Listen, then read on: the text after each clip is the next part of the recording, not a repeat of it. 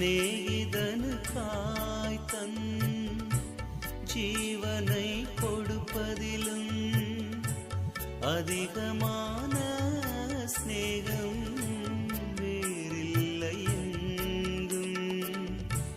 பாவியான நம்மை தேடியே வந்து ஜீவனை கொடுத்த கல்வாரி ஸ்நேகம், ஜீவனை கொடுத்த கல்வாரி ஸ்நேகம், கல்வாரி ஸ்நேகம் கரைத்திடும் என்றும் கல்மனதை மாற்றிடும் கரையில்லா ஸ்நேகம்.